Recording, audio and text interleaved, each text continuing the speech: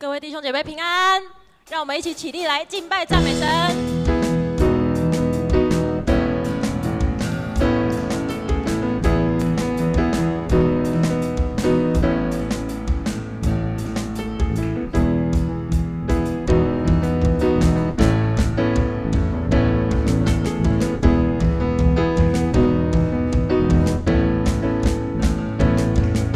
虽然道路崎岖，困难险阻，但我心中知道你一直都在。不能明白为何担此重担，但我始终相信你一直牵着我。大山为我挪开，大海又露出来，我要大声宣告，耶稣，你一直都在，你手上的钉痕彰显释迦的爱，我要大声宣告，耶稣，你一直都在。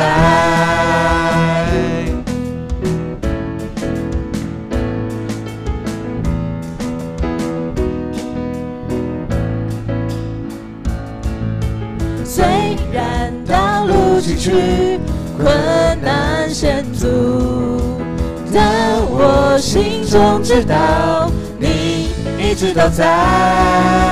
不能明白为何担此重担，但我始终相信你一直牵着我。大山为我挪开，大海又露出来，我要大声宣告，耶稣，你一直都在，你手上的钉痕彰显释迦的爱，我要大声宣告，耶稣，你一直都在。你的话让我明白，你爱我永不更改，你保守我的心怀，紧握你双手不放开。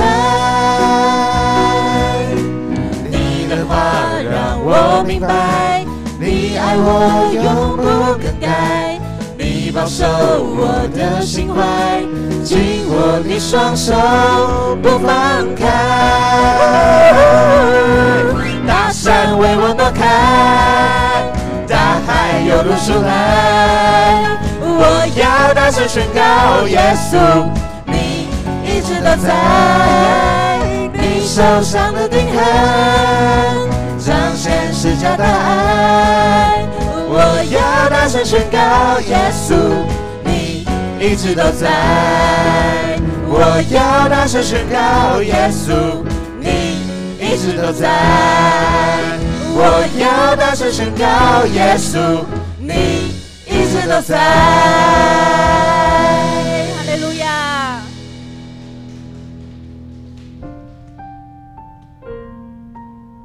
让我们一起跟着音乐，让耶稣带着我们进入他的同在。就赐给我清洁的心，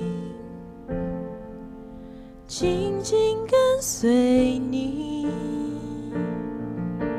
我渴慕更深爱你，因你先爱我。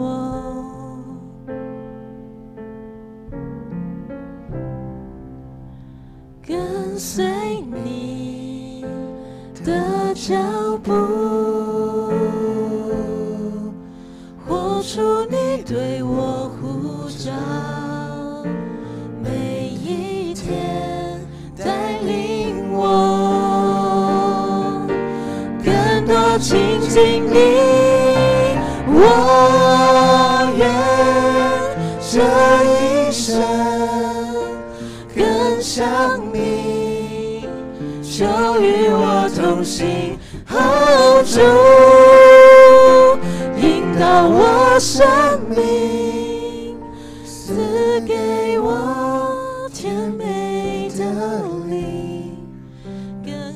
乎你心意，一生跟随你。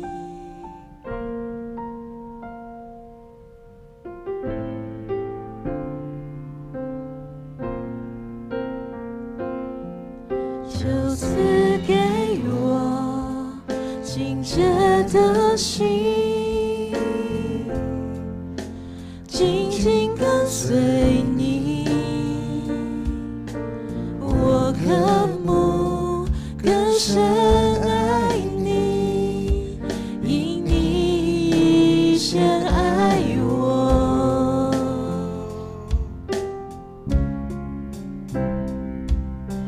跟随你的脚步，活出你对我呼召，每一天带领我更多亲近你。我愿这一生更像你，就与我同行，主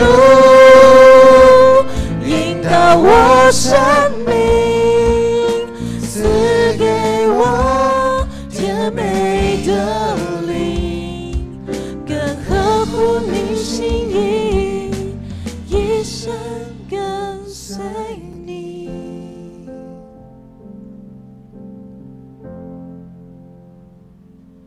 能合乎你心意，一生跟随你。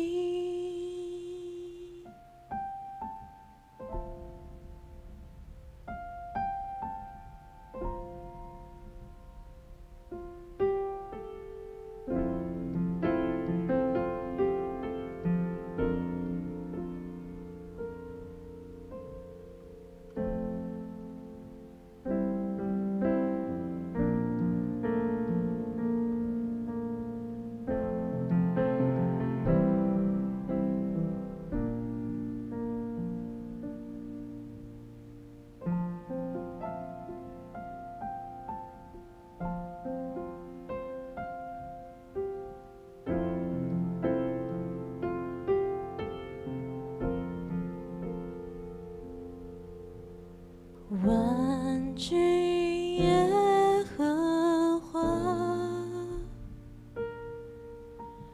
你的居所何等可爱，我羡慕可想你的言语，我心肠肉体向你呼吁。邀请大家一起来唱。万军耶和华，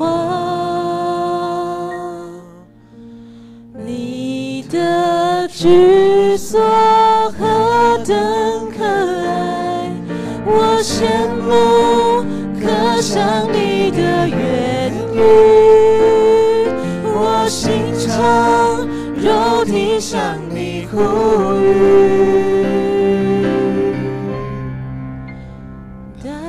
进入你的同在，我不满足，只停留现在。带我进入你的同在，我心渴慕，只停留现在。愿你的荣耀从天降下来，燃烧每颗爱慕你的心。愿你的荣耀从天降下来，充满这地，与我们相遇。万军耶和华，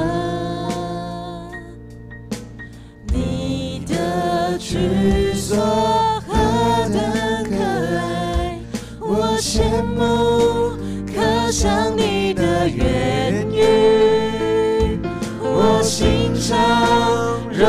低声的呼吁，万军耶和华，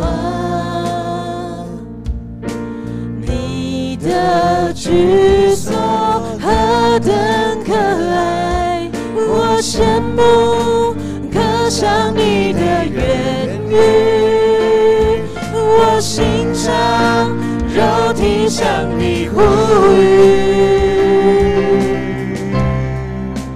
带我进入你的同在，我不满足，只停留现在，带我进入你的同在，我心渴慕你永恒的爱，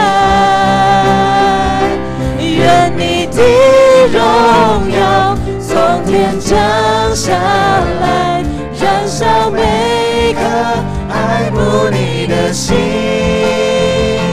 愿你的荣耀从天降下来，充满这地，与我们相遇。愿你的荣耀从天降下来，燃烧每颗爱慕你的心，愿你的荣耀从天降下来，充满这地，与我们相遇。让我们一起闭上眼睛，低头来祷告。亲爱的上帝，我们渴慕你永恒的爱，也渴慕你为我们预备的居所。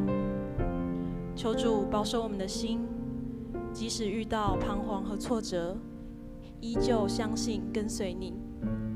求主保守我们的灵，能时时谦卑，也透过圣经和在教会的服事，能越来越活出你的样式。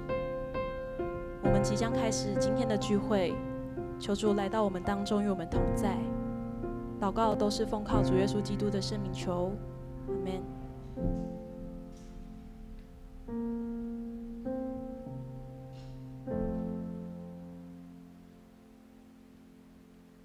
我们依然站立，我们来宣读新的诫命。我们一起来，你要尽心、尽性、尽意爱主你的上帝，这是诫命中的第一，且是最大的。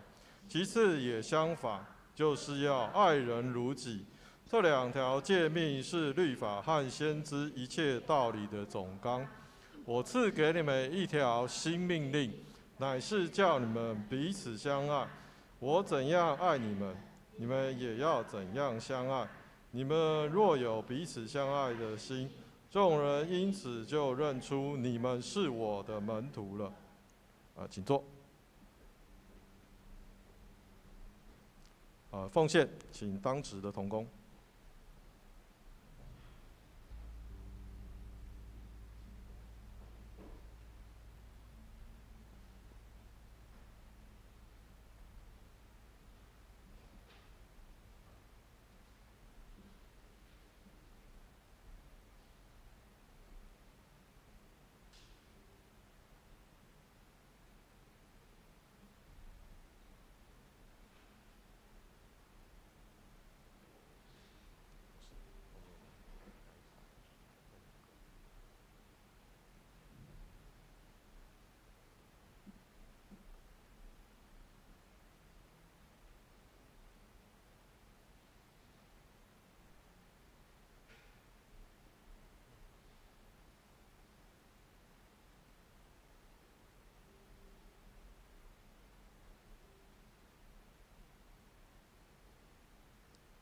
我们一起来做奉献的祷告。爱我们的主，感谢你又再一次聚集我们在你的面前，同心感受你的同在。在这个分别为圣的主日，我们向你祈求，赐给我们圣灵的恩膏与智慧，让我们在今日礼拜中可以全心敬拜你。求你祝福我们的敬拜，让我们用心灵和诚实来敬拜你。愿你的话语在今日的讲道中可以成为我们生命中的引导与帮助。常常来思考要怎样活出基督徒的香味，让看到的人羡慕来听从福音真理。我们期盼在教会里实现上帝的国度，让上帝的旨意行在地上，如同行在天上。因为天国的生活不是死后才开始，而是基督徒每日与主同行时，天国就在我们当中。因为我们每一个人的灵命不是停留在听道而已，更要将道理实践出来。最后，让我们一起用主所教导的主祷文同声祷告说：我们在天上的父，愿人都尊你的名为圣。愿你的国降临，愿你的旨意行在地上，如同行在天上。我们日用的饮食，今日赐给我们，免我们的债，如同我们免了人的债，不叫我们遇见试探，救我们脱离凶恶。因为国度、权柄、荣耀，全是你的，直到永远。阿们。好，我来报告。教会消息第一项。4月2号礼拜天将要举办清明联合追思礼拜，联合追思采登记制，登记时请注明礼拜场次，也就是说你要在台语场还是要在华语场。想要参加联合追思礼拜的各遗族，请最晚在这个主日向柜台登记，并且缴交故人照片给干事。当然你有缴交过的可以不用再缴，除非你想要换照片。如果你要换照片的话，那就麻烦再交给干事。如果台语礼拜跟华语礼拜都有共同的故人需要追思，两个场次的追思照片也可以有所不同。第二点，下主日4月2号适逢清明连假，主日爱餐暂停供应。第三点，4月7号礼拜五晚上7点半举行耶稣受难台北中会中区各众教会联合圣餐礼拜，由知梅牧师主理，一节牧师正道，本堂圣歌队献诗。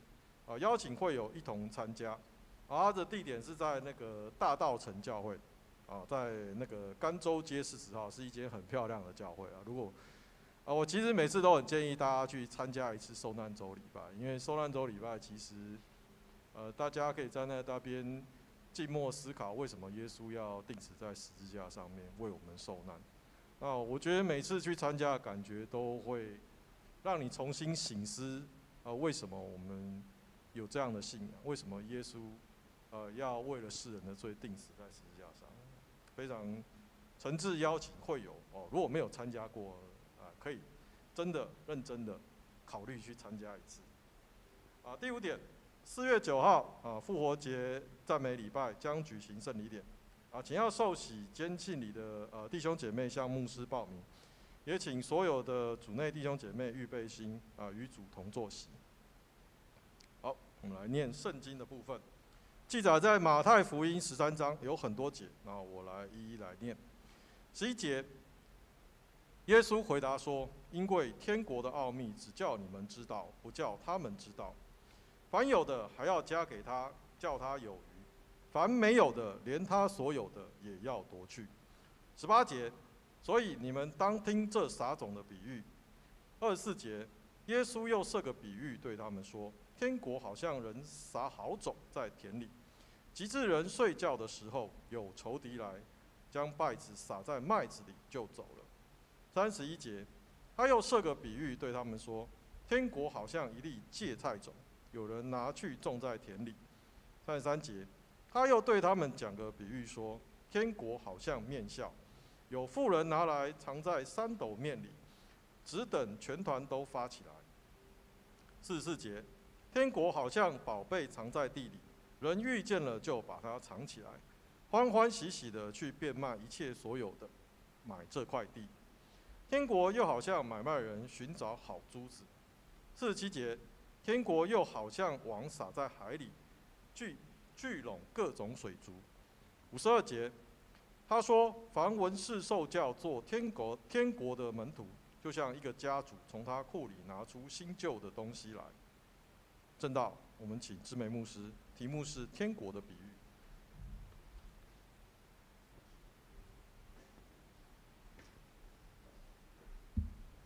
各位弟兄姐妹，大家平安。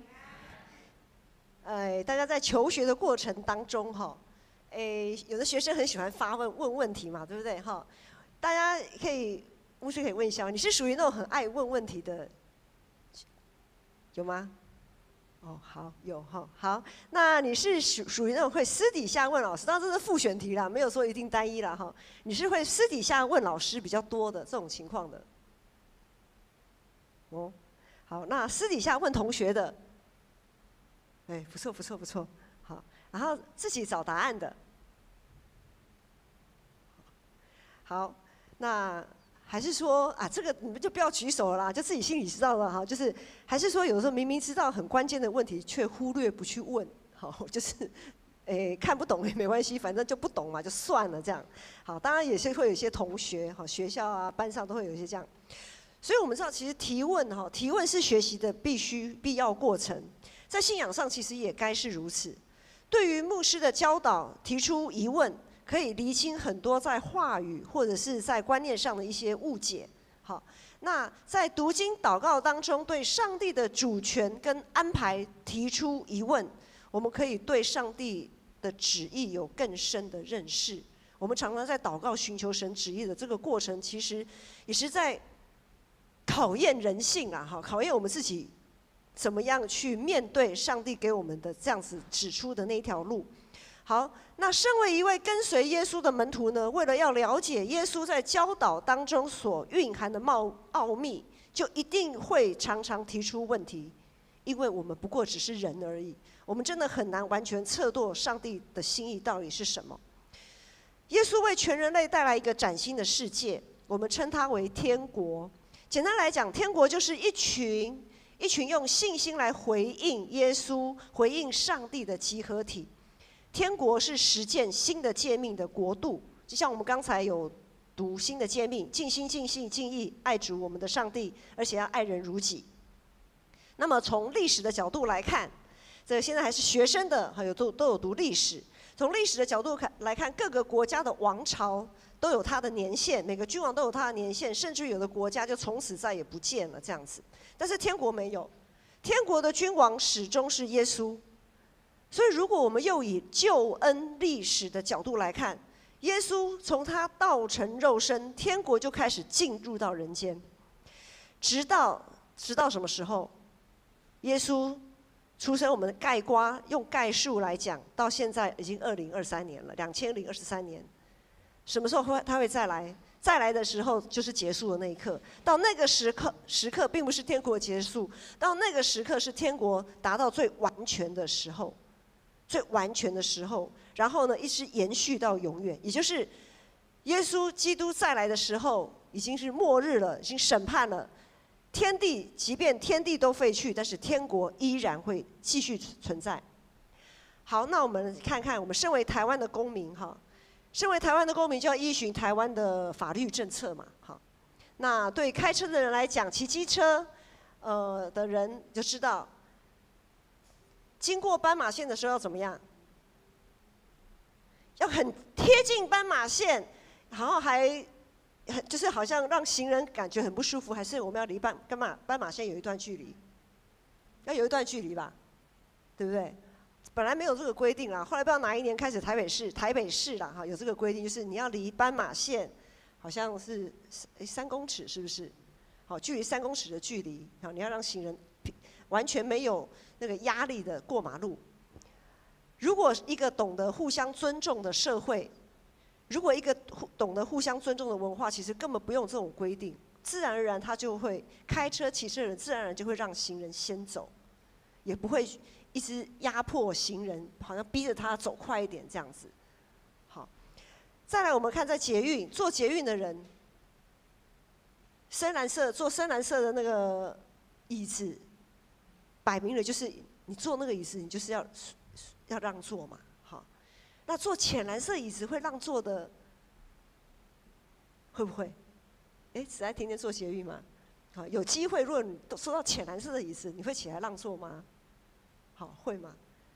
会不会有同学会说，这边就坐好好的，这边也没有让座，也不是什么不爱坐啊，我就继续坐就好了。不会，当我们有同理心，我们知道如何彼此相爱的时候，即便没有规定，即便那些浅蓝色椅子没有规定你一定要让座，但是呢，你因着爱人如己，你也会看到需要的人，你也会起来让座。所以呢，这些不管是停在开车、骑车，你在停等区的地方，你让行人安全的过马路，或者是你即便坐在浅蓝色的位置，你看到需要的人也会让座。这个现象就是什么？这个现象就好像我们刚刚讲的，爱人如己，都是超越法律政策，就是你不用定什么政策，也没有什么法律，我们自然而然就会这样做，这就是一个很好的一个文化。好，那身为天国的子民，我们不只是台湾人，或者是像一节牧师是金门人，或者外省人，不管你是哪里人，好，我们也是天国的人啊，我们也是天国人。所以，身为天国的子民，至少要先在一个基础上，要依循耶稣的教导。我们这一个月来看马太福音，马太福音其实从第3章开始就有许多耶稣的教导，也谈到许多天国的现象。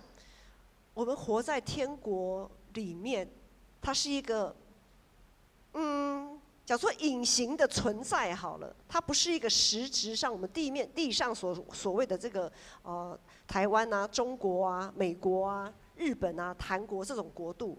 好，天国是一个基督徒的，算是一个集合体。天国是实践这些东西，所以呢，我们必须要对耶稣所教导要有一些了解，也要对天国的现象要有一些概念。在天国里会发生怎么样的现象呢？天国的价值观又是什么呢？比如说我们在马太福音的第5章到第7章的这样耶稣的讲论里面有讲到，耶稣说不要以牙还牙，大家觉得怎么样？不太 OK， 好，然后不要以牙还牙，还要多走1里路嘞。好耶稣这个要求也未免太高了吧？感觉不怎么 OK。好，还有不要恨仇敌，倒要爱仇敌，怎么样？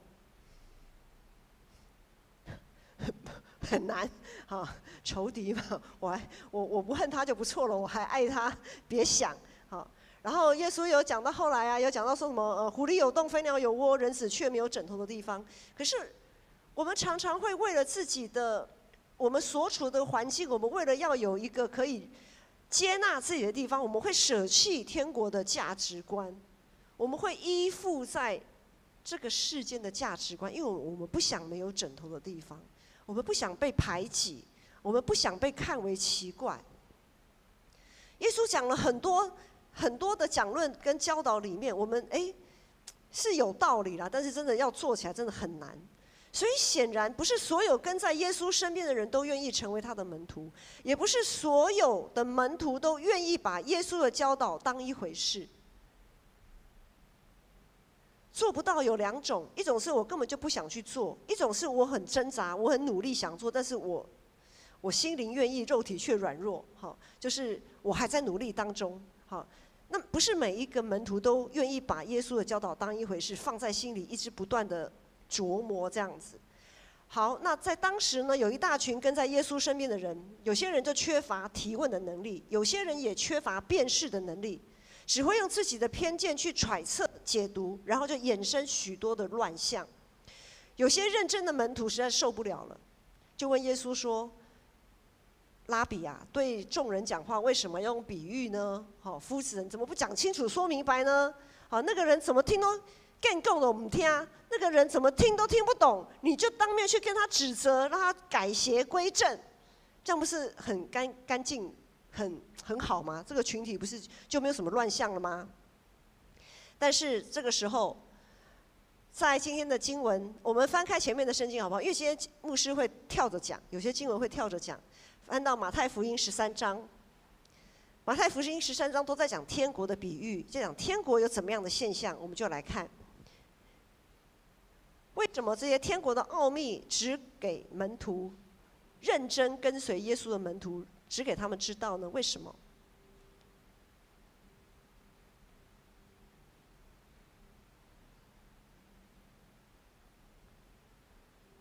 好，马太福音13章，好。我们先看第11节、12节。11节、12节，耶稣就门徒这样问嘛，耶稣就回答。好，耶稣就说：“因为天国的奥秘只让你们知道，不让他们知道。为什么呢？然后还有呢，就是凡有的还要给他，让他有余；凡没有的，连他所有的也要夺去。就是你愿意再去认真跟随的，耶稣会加给你。但是那一些根本不把耶稣的话当一回事的，好，那就算了。耶稣用比喻来形容天国的样貌，就是为了要将那些忠心跟随的人，可以从那一大群跟在他身边那个拉拉杂杂的人，从众人当中分别出来。认真跟随耶稣的门徒不会盲从，也不会任凭自己不懂装懂。耶稣会继续供应他们，喂养他们，直到他们能明白他旨意的那一刻。至于那些刚才讲的听不懂、不懂装懂，还甚至带着偏见在那边看热闹、见缝插针，然后蛊惑众人、其他的人，耶稣根本不想在他们身上浪费时间呐。我没有时间跟你们浪费在这里。耶稣透过13章这些天国的比喻，把天国的样貌向他的门徒，也向我们启示出来。首先，我们先来看撒种的比喻。撒种的比喻18节这里说，你们要听着撒种的比喻。在撒种的比喻当中提到，种子会落在路边、石头地、荆棘地，还有好土壤。这个比喻的重点不是这个种子，而是在于强调你是属于哪一种土地，你要成为哪一种门徒。你会是像你想要成为那个路边石头地那种硬邦邦，然后总是道听途说、人云亦云，然后就拿不定主意啊！一遇到不顺心的事就生气，一遇到不顺心的事情就惊慌失措，好像没有主的人一样。我们都有主可是很多时候，如果你的土地是像那种硬邦邦的石头地，你就会六神无主，你就会突然变得六神无主。还是说你是像那个荆棘地？荆棘地充满了杂质，啊，有太多的思虑搅扰你要成为一个认真的门徒。然后呢，这一些充满杂质的，就会让我们杂质的土地，就是让我们只图谋自己的利益，只想坐享其成。还是说你是要成为一块好土地？好土地是什么呢？简单来讲啦，一个很明确的目标，一个标的，一个指引，就是我们周报后面封底都有基督徒8要，就是彩色的那个8个圈圈，有没有？好，就是这是一个简单的指引。如果你是个好土，你就会针对这些指引呢，至少针对这些指引做好做满，可以结实30倍、60倍、100倍。好，就是朝这个方向去努力，这样子。努力朝这个方向不是一触可及的。所以从这边知道说，要成为一块好土，不只是要常常剔除杂质，还要花费心思去维护一块好土地。那有好土地，才能让上帝的道深植在心里，不容易被环境左右，还能分辨许多的诱惑。什么样的诱惑？我们常常会碰到的诱惑，无外乎就是不用信得这么认真啦。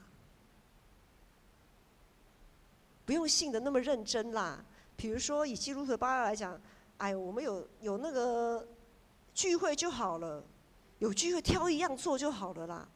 好，或者是我有读经啊，但就不用奉献了啦。好，然后我有服务社会啊，我有做一些志工啊，好，我有在我的上帝赋予我的职场各个范围里面啊，我好好做光做盐啊，这样就好啦。我不用全包啊，不用信得那么认真。我们常常有时候会听到这样子的话，好，随便应付就可以了。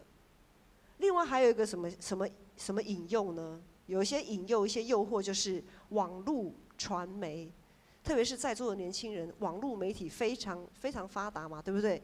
网络上随便你抓很多牧师的讲道，很多教会的讲道，一大堆啦，这些教导太多了。但是在我们看网络的时候，有的时候你如果没有那种辨别力，你会不经意的在你的这块好土撒下很多那种农药，什么驱虫剂呀，好，或者是有的时候我们讲说水果它会注射注射一种糖分，让柳丁啊或什么的可以变得比较甜，对不对？有东西哇看起来像蜜糖一样还不错哎，可是却是一个会害人的，也会伤害这个土壤的这些物质，会让土壤酸化、毒化这样子。另外还在天国里还会有什么现象呢？就是像韩国社里教这种异端，他们也叫做教会啊。很多教会，它就是很多你看起来就是那种像社里教这种异端，很多违背真理的教会，他们也是教会。这种就是严重污染源呐、这种严重污染源，我们更是要避得远远的。好，那所以我们知道维持一块好土不容易。那我们就要时时仰望上帝的大能，怎么样呢？看31节、32节跟33节。天国，他这边又说了这些比喻。他说，天国好比一粒芥菜种，有人拿去种在田里，它远比所有的种子都小，等到长起来，却比各样的菜都大，且成了树，以致天上的飞鸟来在它的枝上筑巢。又说，天国好比面酵，有妇人拿这个面酵来放进3斗面里面，悄悄和一和，然后等到全团这样发起来。不论你是芥菜种还是面酵，原本都是相当不起眼的，就好像天国在一开始也是那么的微不足道。怎么说呢？耶稣道成肉身是怎么样？是突然叮短郎吗？不是，他是小 baby 耶稣，比那个盛宴还小，还需要人家照顾，还要爸妈抱着他逃难这样子。但是因着在一路上，因着上帝的介入，因着上帝的工作，最终天国成为一个不成比例的存在。上帝的全能让芥菜种长成大树，让这个小小的芥菜种，这么不起眼的芥菜种可以长成大树，让这棵大树成为上帝祝福万物的见证。上帝的全能也能够让面酵在面团里，让整个面团发起来，让这生命的粮可以供应无余。基督的教会就应该如此成为大树，让上帝的爱借着我们成长茁壮。教会也应该如此成为很大的面团，让所有饥渴慕义的人都可以得到饱足。我们每一个人应该都是在教会里的那个芥菜种，或者是那个面酵。我们不只是想到自己，我们不要每次只觉得好像自己很卑微，什么都不会，这个不会那个不会啊，我这样我不够好，这也不够好，那不够好。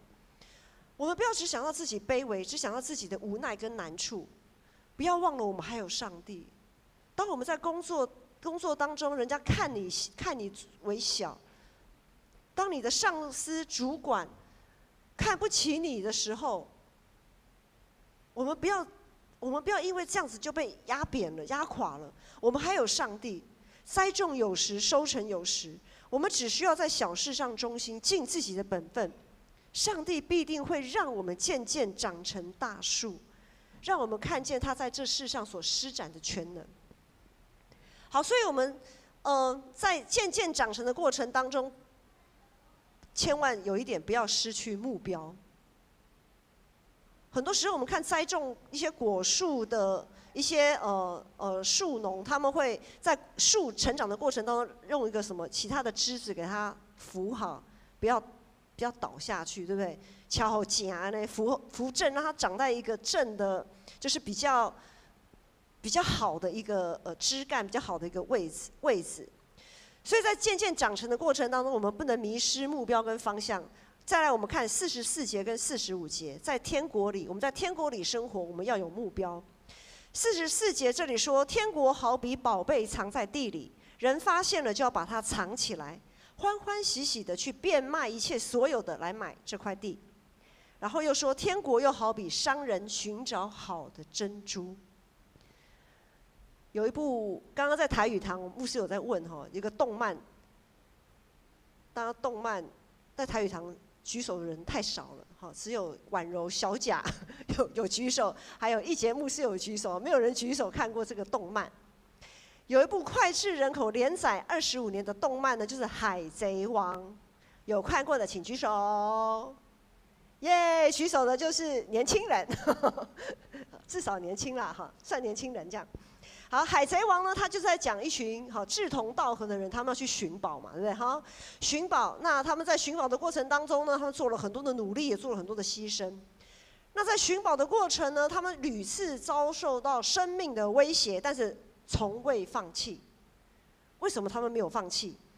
促使他们不断向前寻宝的，当然是那个宝藏本身的价值。那还有一点就是，他们在寻宝的过程当中，他们彼此之间，这一群人彼此之间，他们所累积的那一份互信互谅、彼此相爱、彼此扶持的心。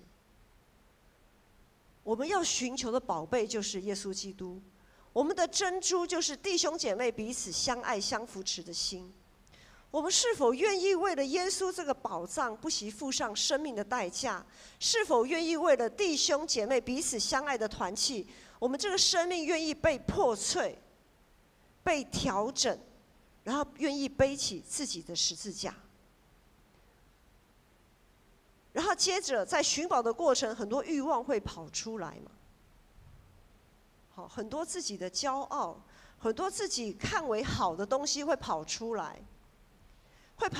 所以在这个时候呢，最后在天国里面会有个现象，我们不只是要盼望自己能像芥菜种长为大树，我们不只是要盼望自己成为那个好土壤，我们不只是盼望我们能够寻找到那个珍珠，我们也要留意上帝有审判。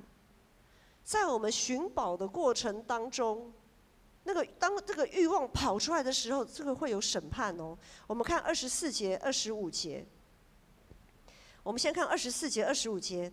24节、25节这里说，天国好比人撒好种在田里，在人睡觉的时候，他的仇敌来把杂草撒在麦子里就走了。好，然后还有47节跳一下哦。好，47节、48节，47节、48节也在讲审判。这里说，天国又好比网撒在海里，聚拢各种鱼类。网一满，人就把它拉上岸，坐下来捡好的收在桶里，不好的鱼就丢掉。耶稣在这个部分，不管是撒好种，就是有的人把杂草，有的恶者把杂草撒在麦田里，或者是那个好的鱼、不好的鱼都聚拢在一起。耶稣在这个比喻当中，在这两个比喻当中提醒我们，我们无可避免的会跟一些假冒为善、心怀恶意的人在一起。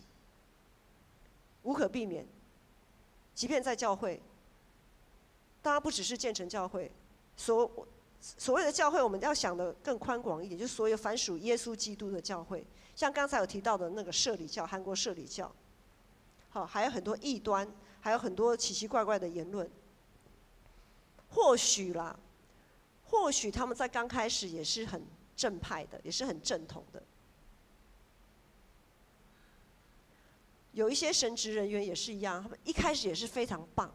我们也看到有一些神职人员跌倒了，他们在一开始也是非常 OK， 可是为什么到后来走歪掉了呢？就是那个欲望在寻宝的过程当中，那个欲望跑出来了。所以耶稣提醒我们，我们无可避免会跟这样子的人在一起。有光的地方就有阴影，就有黑暗。耶稣提醒我们需要小心辨识那些晦暗不明的状态。但是因为我们毕竟只是个人嘛，有些事情真的没办法分辨。有的时候，就算我们明知道，我们明明心知肚明，但是我们也真的很无奈，我们没办法力挽狂澜的时候，我们也会有这样子的时候。耶稣在这样子的比喻当中，在这两个比喻当中说，天国有各种不同的土壤，有的会培育生命，有的会把生命给闷死。在天国里也会有杂草跟麦子一同成长，在天国里也会有好的鱼跟不好的鱼被聚在一起。所以当我们在教会里看到基督的教会，在教会里看到这么多的现象，这么多的乱象的时候，我们不要以为奇怪，因为耶稣早就已经在圣经里就跟我们讲了。所以我们不用再说怎么基督徒也这样子啊，怎么那些教会怎么这样子啊？很正常，因为耶稣早就已经告诉我们了，就是会这个样子，没什么好奇怪的。日光底下没有新鲜事。但是我们也不要以为耶稣他就放任那些现况，放任不管。我们仍要心怀盼望，不要因为这样子就跌倒了，不要因为这样子就，哎呦，基督徒看那个样子一点见证都没有，基督徒有什么好的？我才不要当基督徒嘞！不要因为这样子就跌倒了，也不要因为这样子就没有盼望。耶稣有向我们保证，在圣经里面他说，他绝对不会以有罪的当无罪，也不会以无罪的当作有罪。凡不结果子的树，耶稣说他必定会把它砍下来当柴烧。耶稣基督何时会再临？末日的审判什么时候才来？我们不知道。但是我们现在在天国运行，在天国的这个国度里活着的我们这些天国的子民啊，我们对天国的文化就要有基本的辨识能力。所以从这一些比喻当中，我们可以知道，如果你对教会的一些事情、一些现象你看不明白，你可以提问；如果你对圣经里的内容不清楚，对牧师的讲道不明白，你更要提问。我们不要容许自己糊里糊涂的就相信，因为网络上太多东西了。你如果糊里糊涂抓一个你就信，人家说什么你就信，蛮危险的，蛮危险的。我们不要糊里糊涂的相信，不要糊里糊涂的相信，又不要糊里糊涂的就这样跌倒。好，这样非常的可惜。曾经有一位姐妹跟牧师分享说，她来参加查经祷告会的起初，她真的听不懂牧师在讲什么。好，就是圣经对她来讲是很难、很艰深呐。好，这样子。她说，但是她没有放弃，因为她也参加，一直有继续有持续参加这样子。她说，当她这样子持续参加下来的时候，她发现圣经有的她看得比较懂了，然后牧师讲的解释，她也听得比较清楚，也明白了。他就越来越清楚。牧师就回想，当他这样分享的时候，牧师又回想，我当初初信的时候也是这样子，白纸黑字就是看不懂啊。我知道这个字是什么字，但是我就是不懂这个意思，我完全不懂这个意思。然后那个时候我也参加查经祷告会，牧师讲什么我也听不太懂，有听没有懂，可是我也是没有放弃，我就是坚持下去。1天2天，1个月2个月，1年2年，就这样坚持下去，慢慢就越来越清楚。因为当我们这么渴慕的时候，当我们渴慕我们的所言所行是要定根在真理的时候，就像一开始牧师讲的，对于这些认真跟随的门徒，耶稣一定会想办法让他明白。耶稣不会把他丢在一边，当作是一个连理会都不想理会、都嫌麻烦的人。所以我们自己的渴慕，你看不懂圣经没有关系，不要放弃，你要渴慕，继续渴慕，继续去理解，去厘清。耶稣一定会让你清楚明白。耶稣不会随便呼召我们成为他的门徒啦，绝对不是那种随机取样随便捡。好，他当然希望所有的人都能够得救，因为耶稣的救恩是赐给全人类的。但是有些人就是硬着心啊。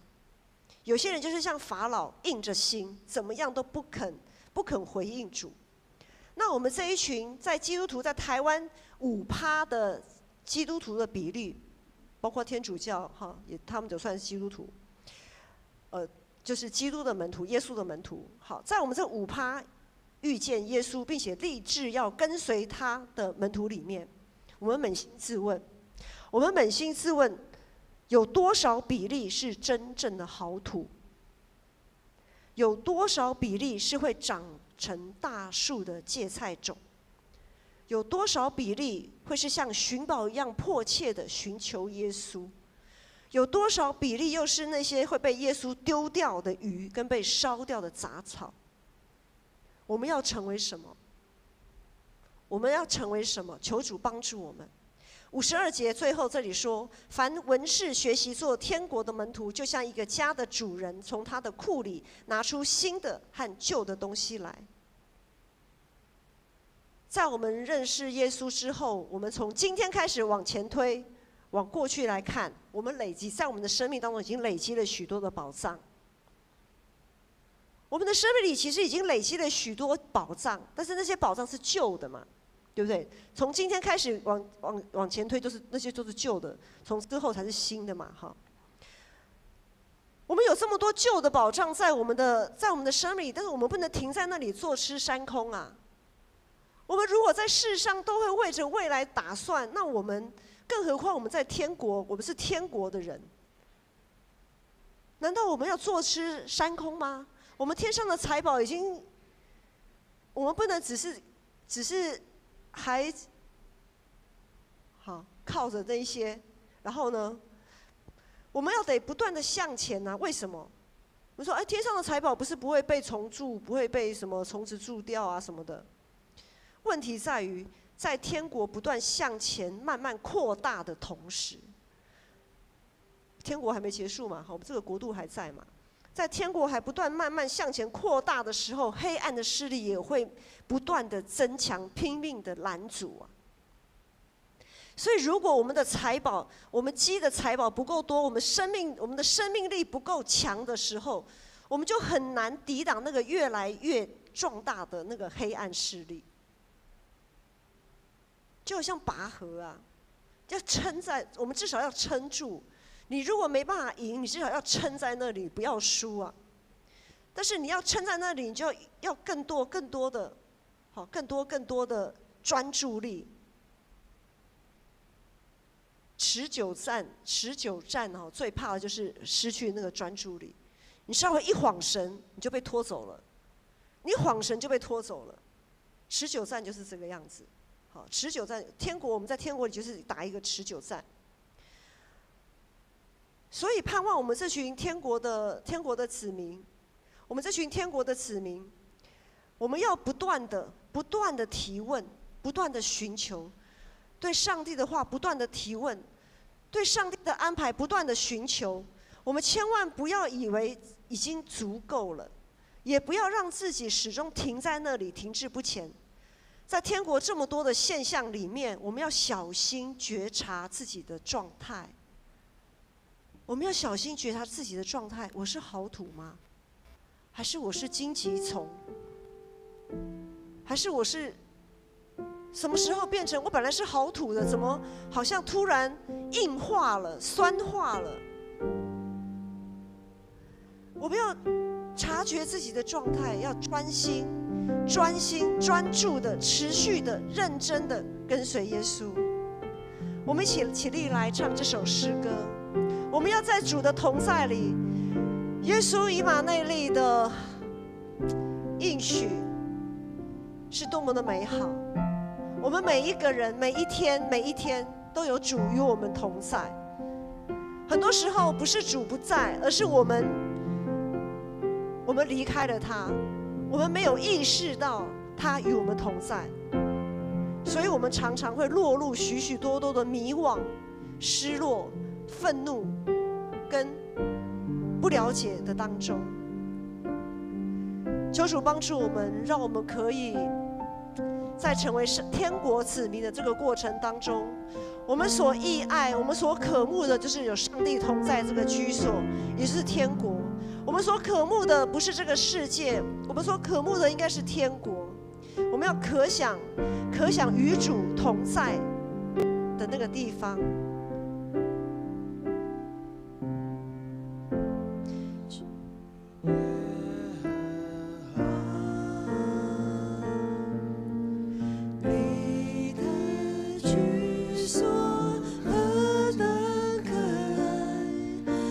羡慕可想你的言语，我心肠肉体向你呼吁，居耶和华，你的居所何等可爱，我羡慕可想你的言语，我心肠肉体向你呼吁。我们要进入主的同在，带我进入你的同在，我不满足，只停留现在，带我进入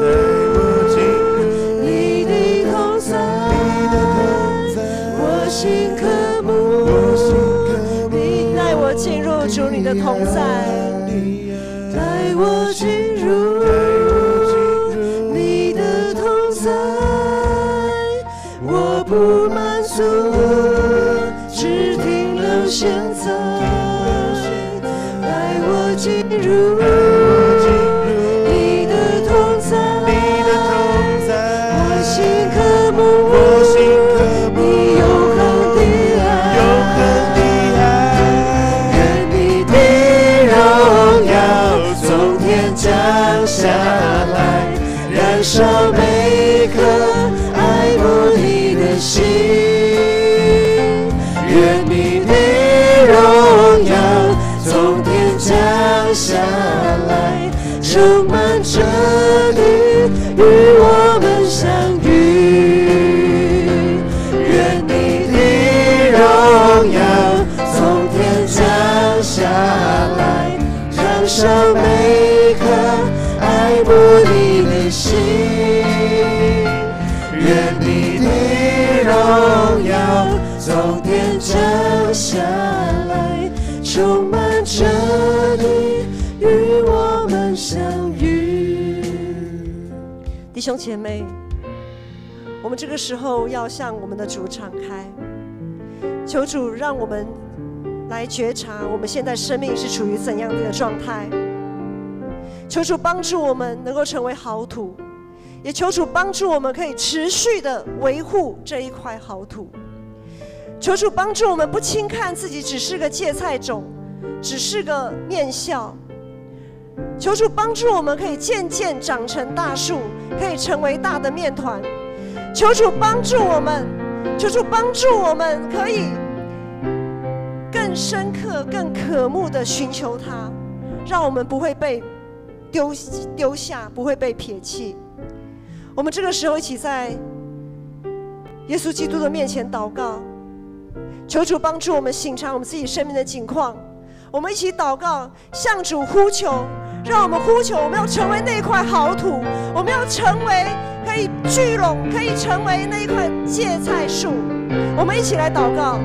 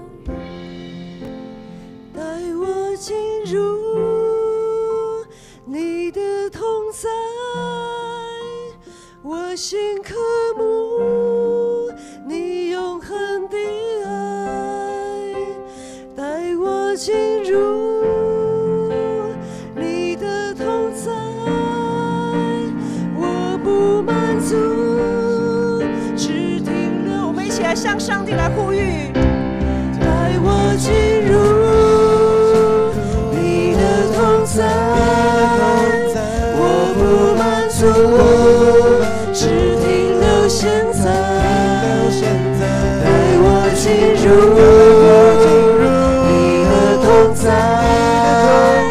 我心渴慕你永恒的爱，上帝的荣耀已经降下了，荣耀从天降下来，燃烧每颗爱慕你的心，愿你的荣耀从天降下来，充满着你与我们相遇，愿你的荣耀从天降下来，燃烧每颗爱慕你的心，愿你的荣耀从天降下来，充满着你与我们相遇。阿爸父神，阿爸父神，我们感谢你，感谢你降下属天的荣耀在我们每一个人的心田里，感谢你将这样子的荣耀赏赐给我们每一个人，感谢你给我们耶稣基督这么好的一个宝贝，让我们可以在我们每一天的生命经历当中与他相遇。主，我们感谢你，愿我主耶稣基督的恩惠、天父上帝的怜悯与慈爱、圣灵的扶持感动，帮助你们每一个人在每一天每一天都渴慕有主的同在，一生跟随。我们这样的祷告感谢，奉靠耶稣的名，阿们。我们一起来唱最后一首诗歌《不免惊》。